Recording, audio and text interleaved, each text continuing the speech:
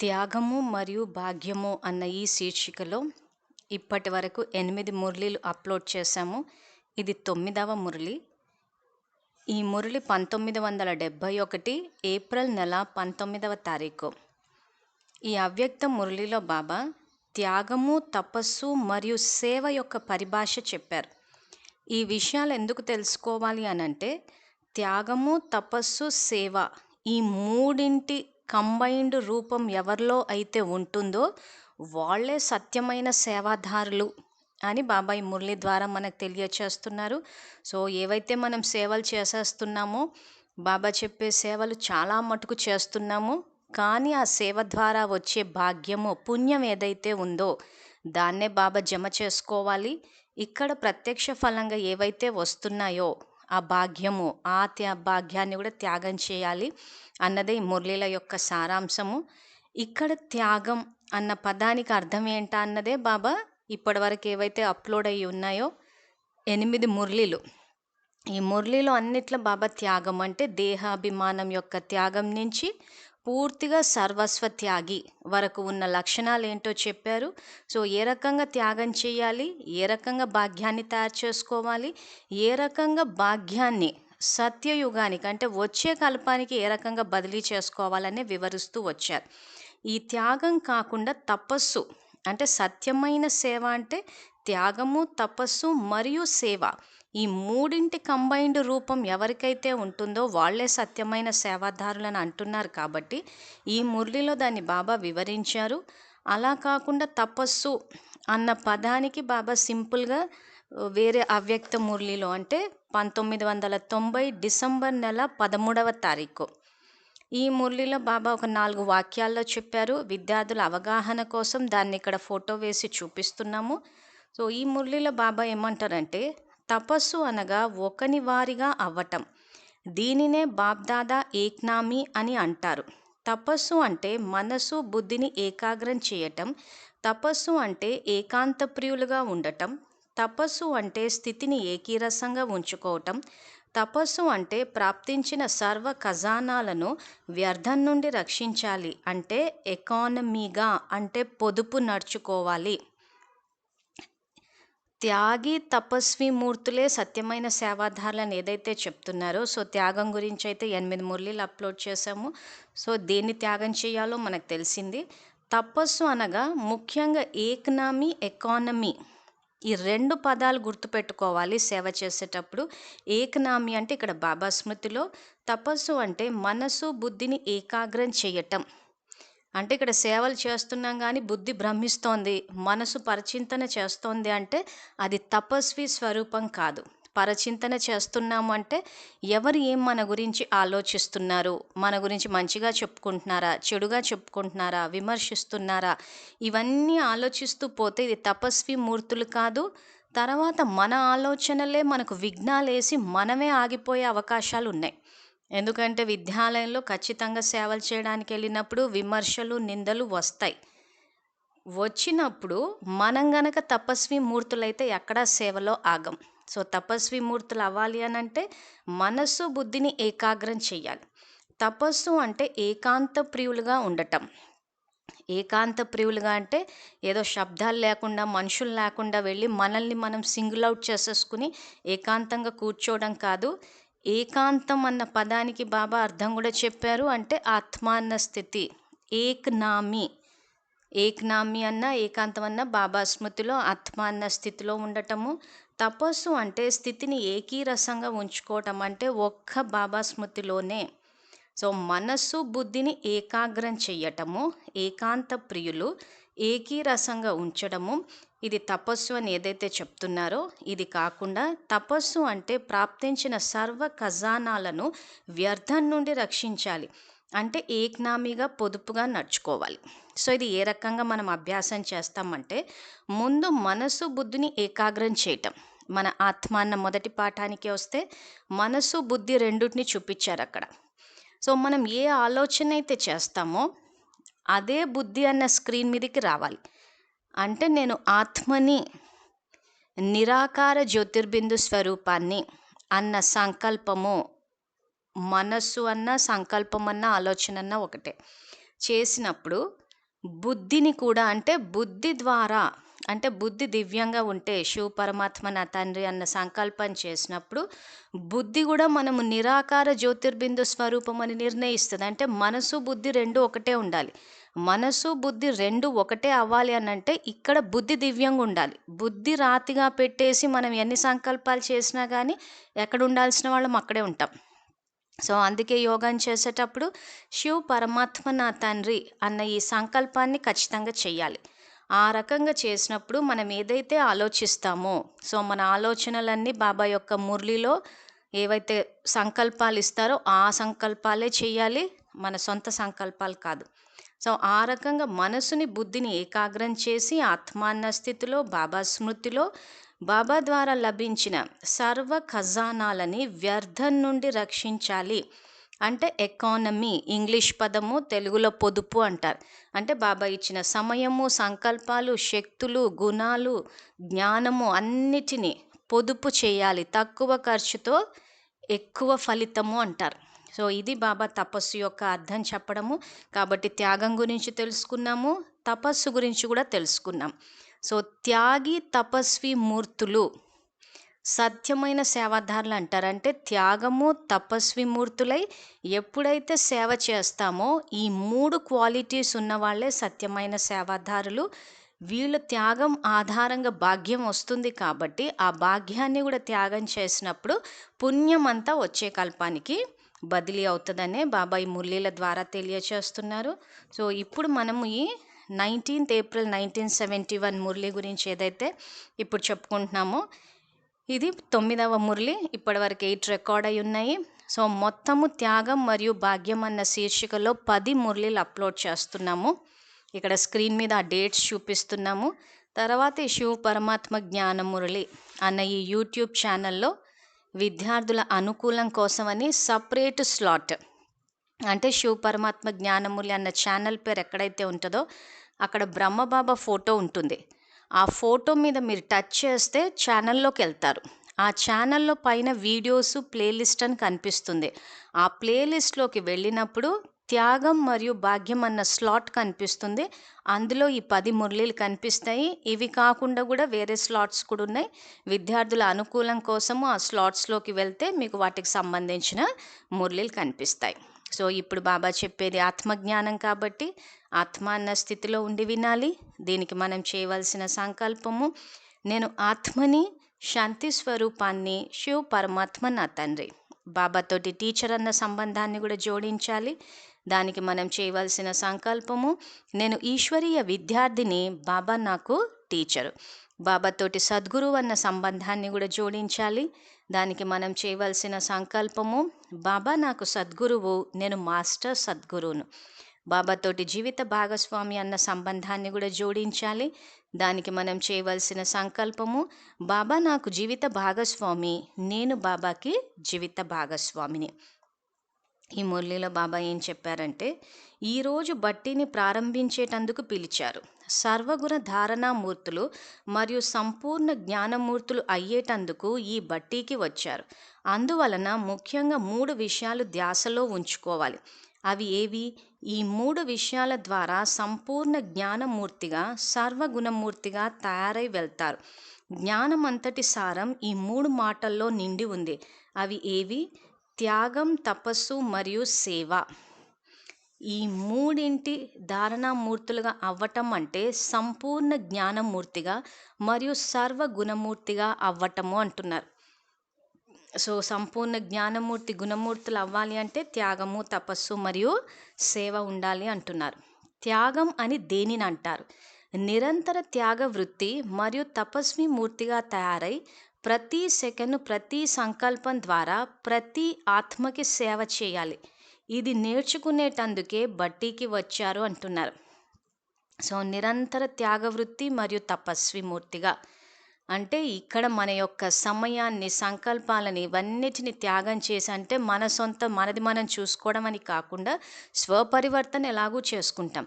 అలా కాకుండా నేనెందుకు వీళ్ళకి ఇవ్వాలి అని ఇలా సంకుచితంగా ఆలోచించకుండా ప్రతీది అంటే త్యాగ వృత్తి మరియు తపస్వి మూర్తిగా. సో తపస్వి మూర్తి అంటే ఇందాక బాబా చెప్పినట్టు బాబా స్మృతిలో అన్నిటినీ తక్కువ పొదుపు అంటే ఇష్టం వచ్చినట్టు ఖజానాలని ఇచ్చేసి అక్కడ ఉపయోగం లేకుండా చేయకుండా ఎవరికి ఏది అవసరమో ఆ అవసరానికి తగ్గట్టు ఆ ప్రాప్తులు ఇస్తూ పోవాలి. సో అందుకే త్యాగ వృత్తి మరియు తపస్వి మూర్తిగా తయారై ప్రతి సెకను ప్రతి సంకల్పం ద్వారా ప్రతి ఆత్మకి సేవ అంటే ఇవ్వడము, అలా ఇస్తూ ఆత్మకి సేవ చేయాలి అంటున్నారు. ఇది నేర్చుకునేందుకే మీరు బట్టికి వచ్చారు అంటున్నారు బాబా. మామూలుగా అయితే త్యాగము మరియు తపస్సు రెండింటి గురించి మీకు తెలుసు, అయినా కానీ ఇప్పుడు దేనికోసం వచ్చారు? వాటిని కర్మలోకి తీసుకువచ్చేటందుకు. వీటి గురించి మీకు తెలుసు, కానీ ఇప్పుడు తెలుసుకున్న దాని అనుసారంగా నడవాలి. ఈ రెండిటిని సమానంగా చేసుకునేటందుకు వచ్చారు. ఇప్పుడు తెలుసుకోవటం మరియు నడుచుకోవటం రెండిటిలో తేడా ఉంది. ఆ తేడాను సమాప్తి చేసుకునేటందుకు బట్టీకి వచ్చారు. మీ త్యాగం మరియు తపశ్శక్తి యొక్క ఆకర్షణ దూరం నుండే కనిపించాలి. స్థూలమైన అగ్ని లేదా ప్రకాశం లేదా వేడి దూరం నుండే కనిపిస్తాయి లేదా అనుభవం అవుతాయి. మీ యొక్క తపస్సు మరియు త్యాగం యొక్క మెరుపు దూరం నుండే ఆకర్షించాలి. ప్రతి కర్మలో త్యాగం మరియు తపస్సు ప్రత్యక్షంగా కనిపించాలి. అప్పుడే సేవలో సఫలత పొందగలరు అంటున్నారు. సేవలు చేస్తున్నామా అంటే చేస్తున్నాం, కానీ సఫలత వచ్చిందా అన్నదే పాయింట్. సో మనం జ్ఞానం చెప్పామా అంటే అందరూ పురుషార్థంలో ముందుకు వెళ్ళారు అంటే సఫలత వచ్చినట్టు. కన్ఫ్యూజన్ ఎక్కువై ప్రశ్నలేమో మిగిలిపోయాయి అని అంటే అక్కడ సఫలత రానట్టు. తర్వాత శక్తులు, మనలో ఏ శక్తులైతే ఉన్నాయో సంకల్ప శక్తి, శాంతి శక్తి, ఇవన్నీ వాడాము అని అంటే ఖచ్చితంగా విశ్వాత్మల్లో పరివర్తన రావాలి, ప్రకృతి కూడా అనుకూలంగా స్పందించాలి. ఈ రకంగా చేస్తూ పోతున్నాము అంటే సఫలత వచ్చిందని అర్థం. లేకపోతే సేవలు చేస్తూ ఉంటాము, అక్కడ సఫలత ఏం కనిపించదు. అలా కనిపించినప్పుడు ఇక్కడ ఏమవుతుందంటే భాగ్యంలో నంబర్ వైజ్ అయిపోతాం. చెయ్యడం అయితే చాలా సింపులే. అందుకే బాబా మరీ చెప్తున్నారు త్యాగము, తపస్సు, సేవ 3 ఉండాలని చెప్పి. కాబట్టి కొంత ఈ సబ్జెక్ట్ని అర్థం చేసుకుంటే ఏ సేవ చేసినా సఫలత వచ్చేస్తుంది. సఫలత రాకపోవడం అంటూ ఉండదు. సఫలత మీ జన్మసిద్ధ అధికారం అంటాడు. కానీ ఇక్కడ రావట్లేదు అనంటే ఎక్కడో చిన్న లోపం ఉందనే అర్థం. ఎక్కడుంది లోపము అంటే ఇక్కడ త్యాగం లేకపోవడం, తపస్య చేయకపోవడం. సో దాని గురించే బాబా వివరిస్తున్నారు. సో బాబా మన మంచి కోసమే చెప్తున్నారు. కాబట్టి ఈ మురళీలు కొంత ఓపిక్గా, కొంచెం మురళీలు పెద్దగా ఉండడం వల్ల కూడా వీడియో ఒక లెంత్ పెరగొచ్చు.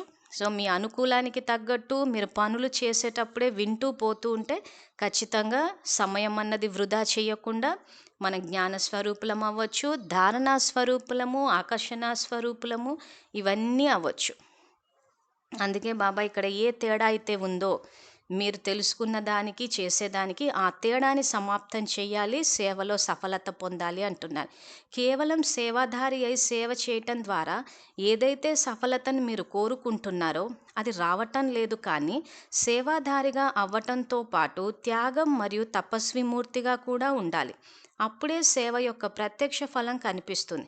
మీరు చాలా మంచి సేవాదారులే, కానీ సేవ చేసే సమయంలో త్యాగము మరియు తపస్సును మర్చిపోకూడదు. ఈ 3 వెనువెంట ఉండటం ద్వారా శ్రమ తక్కువ మరియు ప్రాప్తి అధికంగా ఉంటుంది. తక్కువ సమయంలో ఎక్కువ సఫలత లభిస్తుంది. కనుక రెండింటినీ జత కలపాలి. ఈ విషయాన్ని బాగా అభ్యసించి వెళ్ళాలి. ఎంత జ్ఞానసాగర్లో అంతగానే శక్తిశాలిగా మరియు విజయులుగా అవ్వాలి. జ్ఞానసాగరులకి గుర్తు ఏమిటంటే వారి యొక్క ఒక్కొక్క మాట శక్తివంతంగా ఉంటుంది మరియు ప్రతి కర్మ విజయవంతంగా ఉంటుంది. ఒకవేళ ఈ 2 ఫలితాలు తక్కువగా కనిపిస్తున్నాయి అంటే ఇంకా జ్ఞానసాగరులుగా తయారవ్వాలని భావించండి అంటున్నాడు. సో అవ్యక్త మురళిలు ధారణకు సంబంధించిన ఇది చెకింగ్ పాయింట్. మనం సేవ చేస్తున్నాము.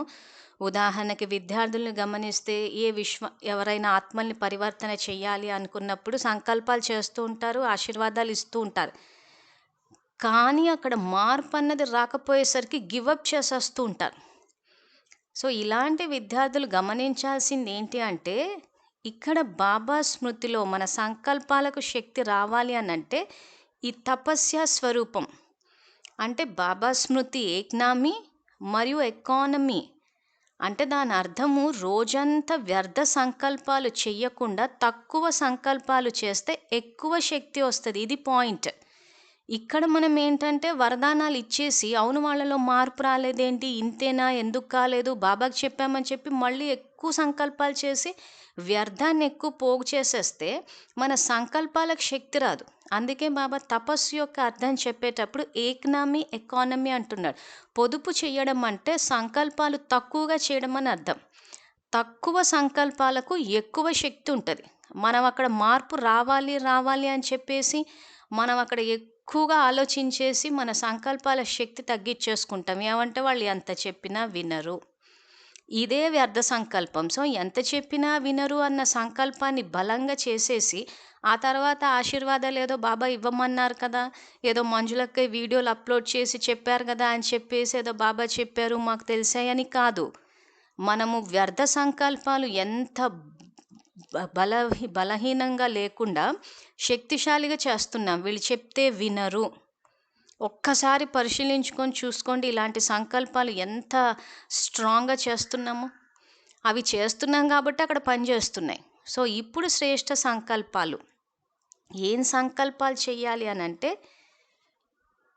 కొత్త వాళ్ళ గురించి చెప్పేటప్పుడు వీళ్ళు ఆత్మలు, మాస్టర్ సర్వశక్తివంతులు, ఆదిలో బ్రహ్మవంశీయులు, ఆదిలో రాజవంశీయులు, ఇప్పుడు బ్రహ్మవంశీయులు అని బాబా ఏవైతే సంకల్పాలు ఇచ్చారో అవి చేస్తూ పోవాలి.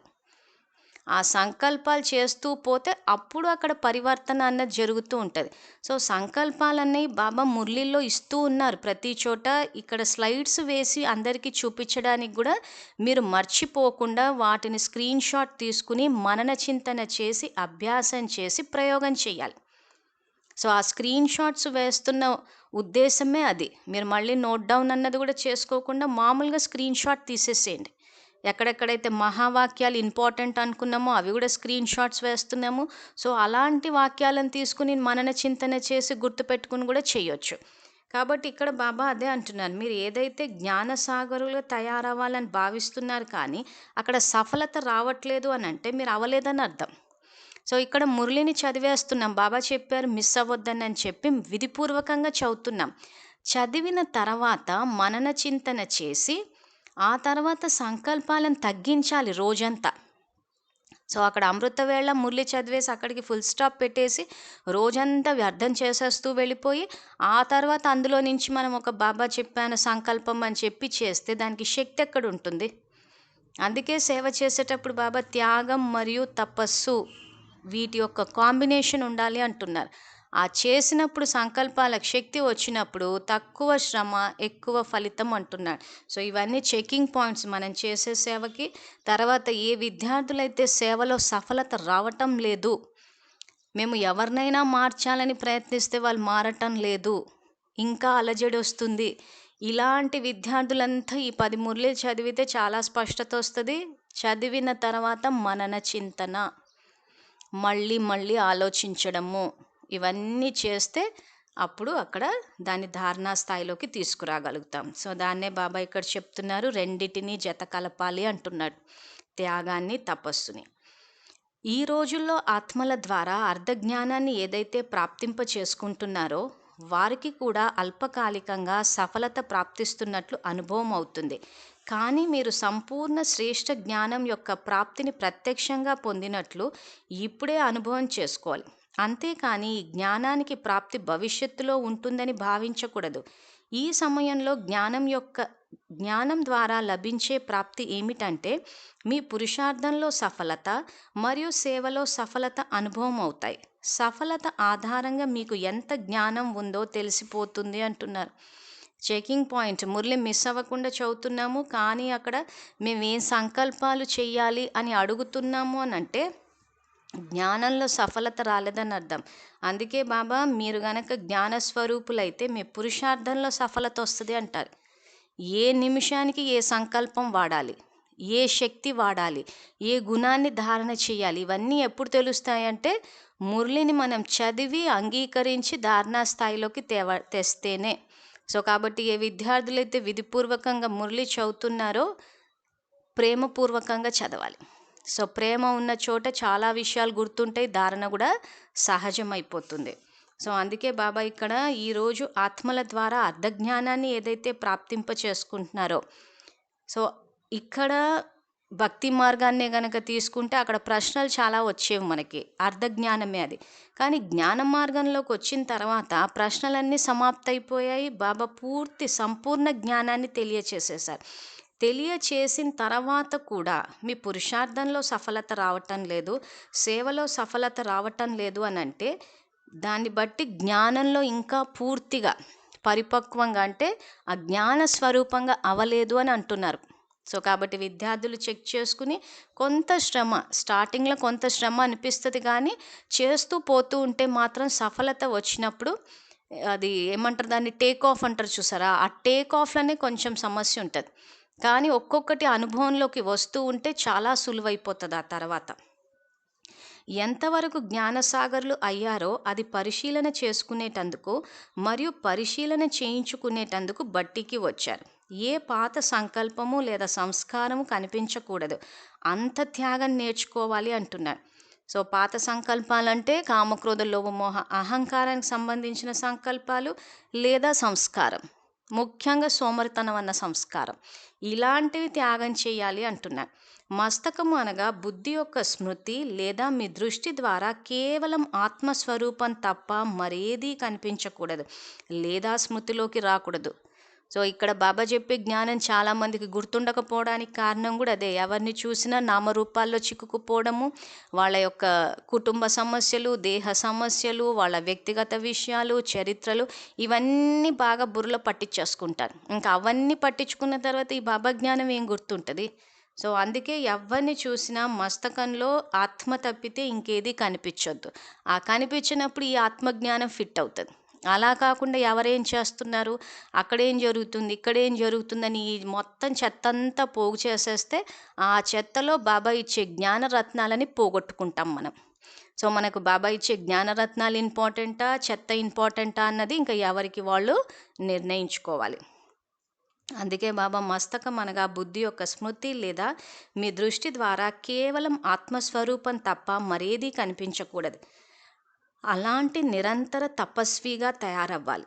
ఎలాంటి స్వభావ సంస్కారం కలిగిన వారు అయినా కానీ, రజోగుని లేదా తమోగుని ఆత్మ అయినా కానీ, స్వభావ సంస్కారాలకి వశమై ఉన్నా కానీ, మీ యొక్క పురుషార్థంలో పరీక్ష అవ్వడానికి నిమిత్తమైన కానీ ప్రతి ఒక్క ఆత్మ పట్ల సేవ అనగా కళ్యాణం యొక్క సంకల్పం లేదా భావన ఉత్పన్నం అవ్వాలి.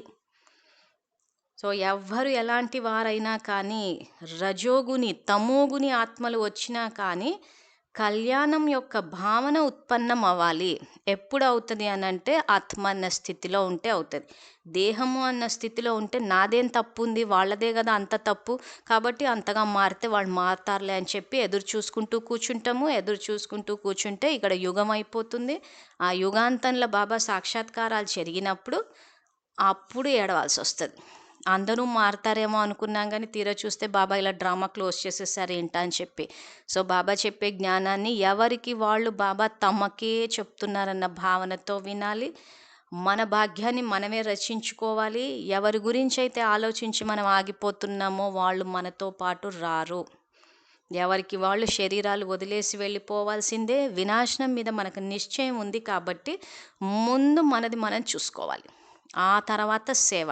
సో దాన్నే బాబా ముందు మనం త్యాగం చేసామా, తపస్సు ఆత్మలయ్యామా అని చూసుకుని సేవ చేస్తే బాబా చెప్పినట్టు సఫలత వస్తుంది.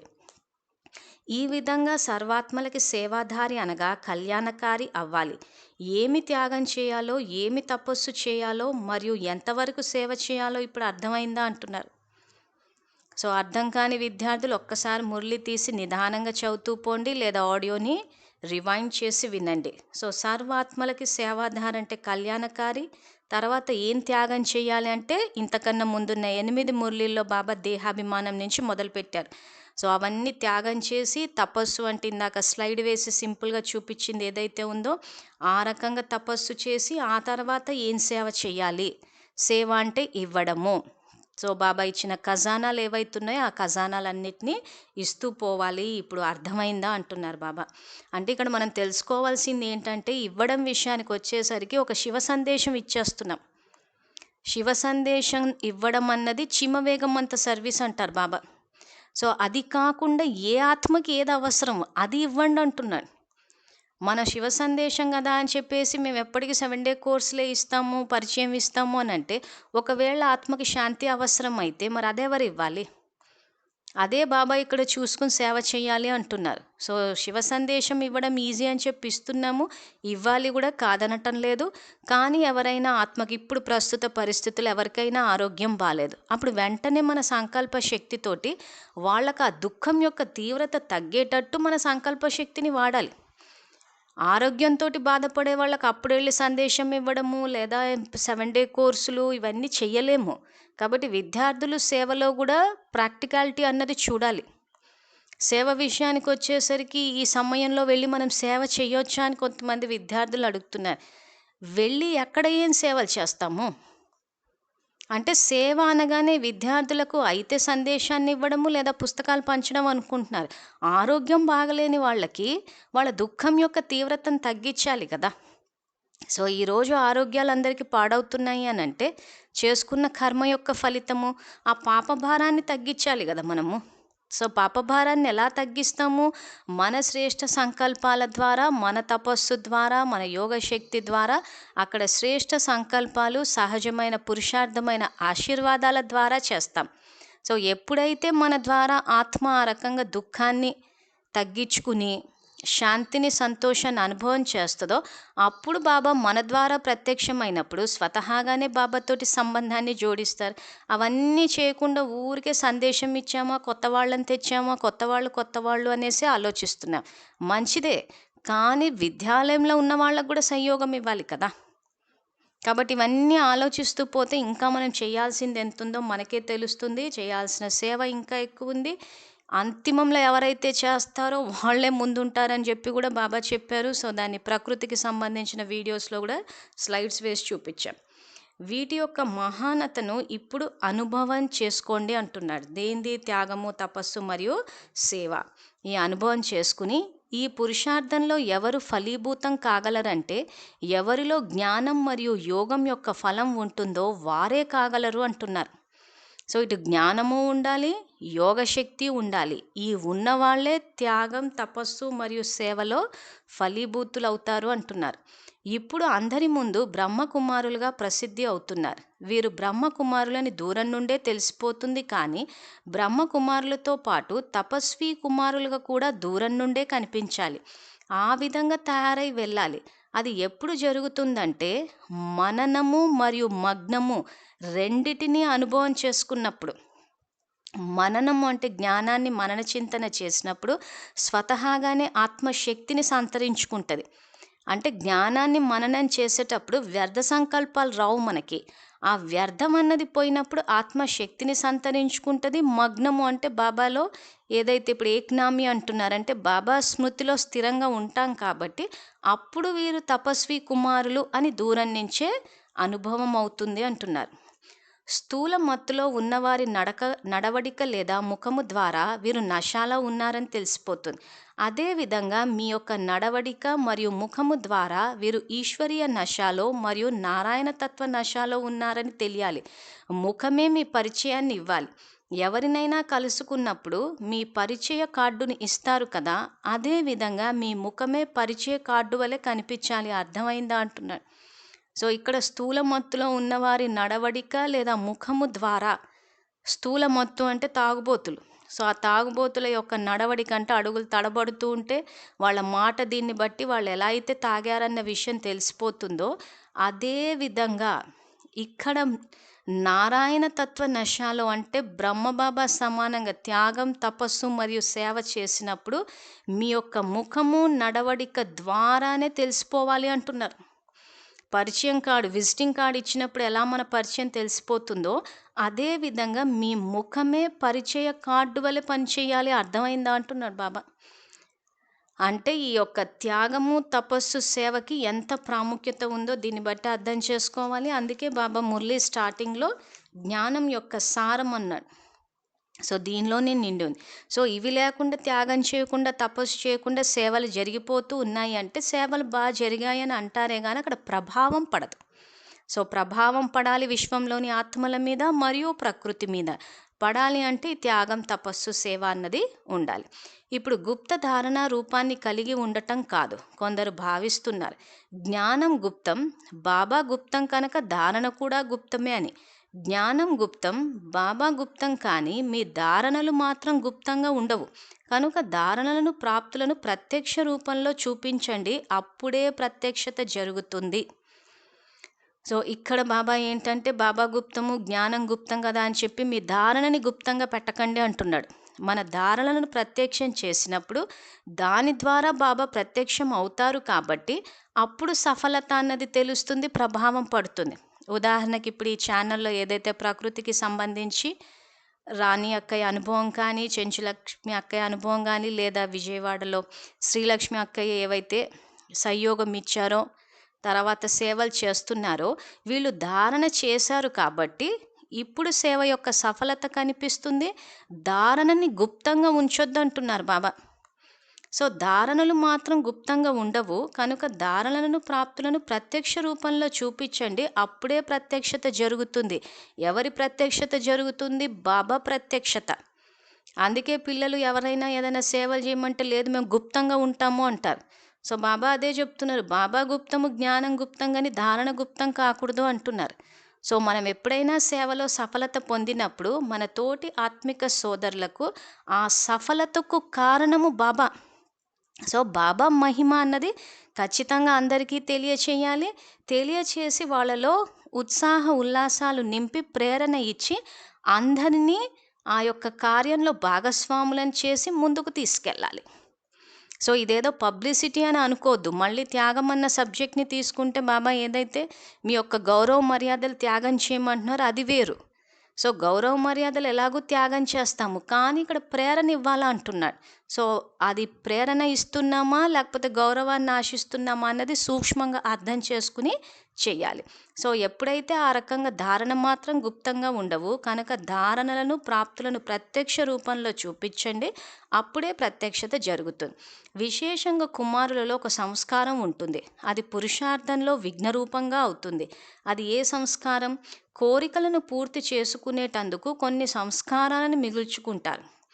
జేబు ఖర్చు కోసం కొంచెం ధనం దాచుకున్నట్లుగా రాజ్యమైతే పోయింది కానీ కోశాధికారం మాత్రం రాజులు వదట్లేదు అన్నట్టు, ఆ విధంగా సంస్కారాలను ఎంత సమాప్తం చేసుకున్నా కానీ జేబు ఖర్చులా ఎంతో కొంత పక్కకు పెట్టుకుంటారు. ఇదే ముఖ్య సంస్కారం.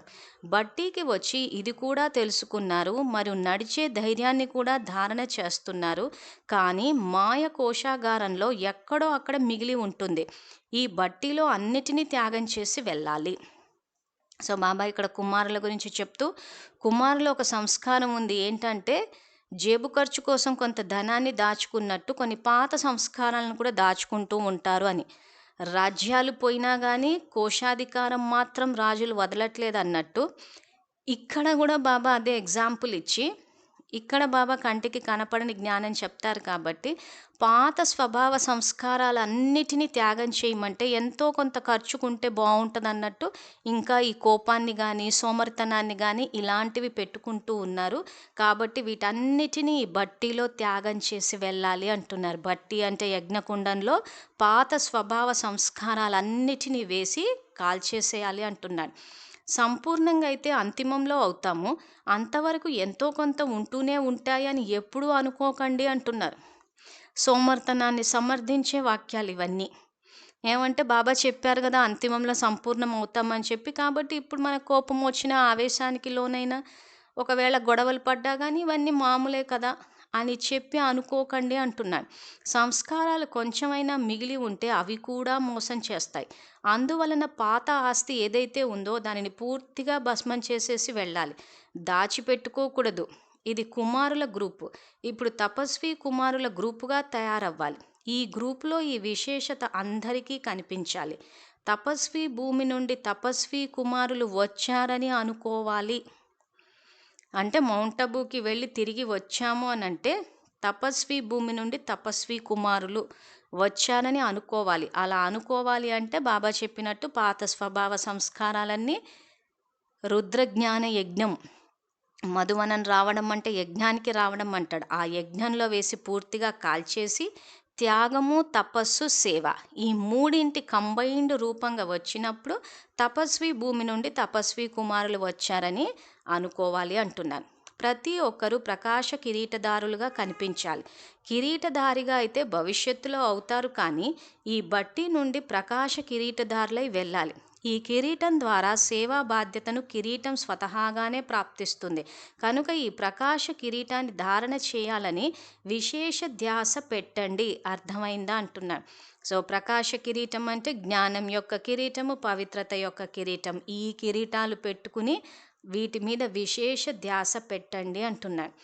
తర్వాత తపస్వీలు సదా ఆసనంపై కూర్చుని ఉంటారు. అదేవిధంగా మీరు సదా ఏకీరస స్థితి అనే ఆసనంపై విరాజమానమై ఉండండి. ఈ ఆసనాన్ని వదలకండి. అప్పుడే సింహాసనం లభిస్తుంది. మిమ్మల్ని చూడగానే అందరి నోటి నుండి ఒకే మాట రావాలి, ఈ కుమారులు తపస్వి కుమారులై వచ్చారని.